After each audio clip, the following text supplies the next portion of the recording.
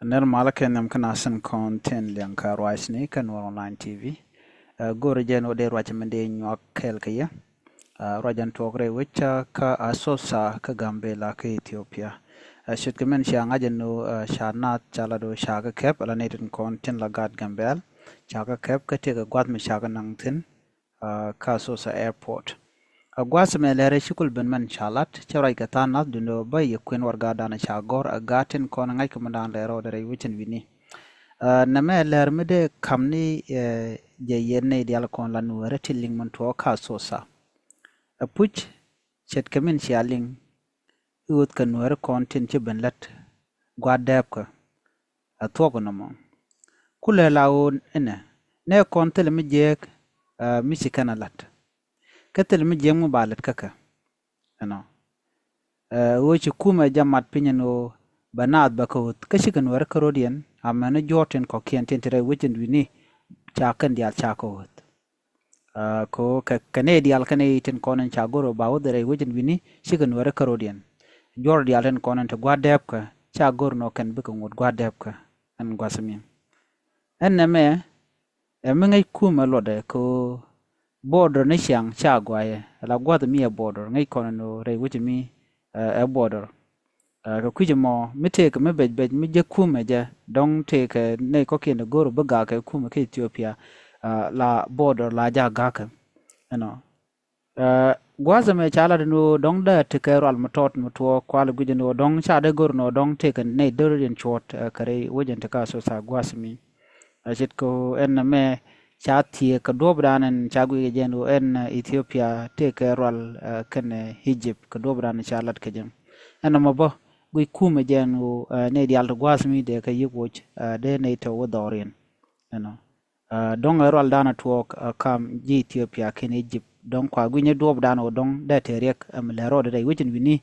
ki mi je to ka border mi che diam go ngi kono Egypt ken Ethiopia te ken ga ke dunga abai ngi kono no namo wachana charot kaje ana me roja danan shalat no ngo ashublo duna no telemi jek mi bika jek dundo mi kane de ba dipone ke ba kan ka Gambela kane de kon la ganwere gwar nyet dol kan dial ne dial content wini do mo ma shalat anyok chalat bongo kane de ko kene konen cha kep ke ba ka loj de we dien ke ba loj wini kene namo re wecha ka ben changul gumus ka janwe shalka asosa gwad me tembo kono kula ling gwad me ka roje dana chalat men chanyo ko none charo kiram kel malara no pan ka jela tok chire ko chatok ke pan chatok no shawene shane nang gwadadin gwad chane nang tin kala dana shela je rama me no ajani no ngone gwala dodien dong cha wuy neke dong gwad mi dong yetel da kwalam gwara dien mi dong de go letin charo jumbo cha nyo lat bo ne den content wini kanen tam tel rek tel kum la rek dum do ne de cha ke bo cha na kep cho kana kef kana yen ka do bran shalat ke jen chur chana bular dum do chala no cha ne na gwara dien mi ne letin nyok ka do bran shalat ke je ajele dan chor la me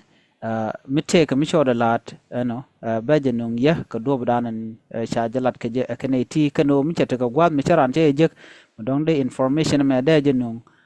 bejenung ka live video ko biatin kon lat ko rodien biya kling ne me jen dan de yen link ka kuya so sa ka ta dier ka man le na ka je ne den kon chine right aramten wini mi laden go telerek chanong ne gwada dien kuma ko ne letten jen dan chelet jen kuma en kuma Ethiopia telem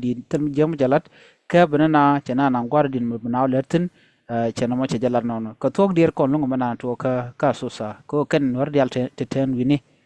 duno chana jugo no shwar dir na me ngai kuma lode telerek biya chu ngai ken le dan nyam chi kon linga ne no ramla de ne ken nyam jene ge jen wo dong da man dan to ka border la border mi te ka rola na la ka lu wini ken ko do bran chalat ke je ke chiram rew de metre wujin wini chalat no kon telerek nang ne gwala da dien ka do bran chalat ke je che wo ken nyam tine ge duno tam tel mula rek cha nang ne guardian mo dong de ne latin ban je kula ling nyok mi dong te mi cho de nyok ka ba je no ye ka janwar online TV me ana ban nyo je ka le rodien goro jin bi le rodien bi nyo link kam bro lat ko kor gwasen be biata ka mal bye bye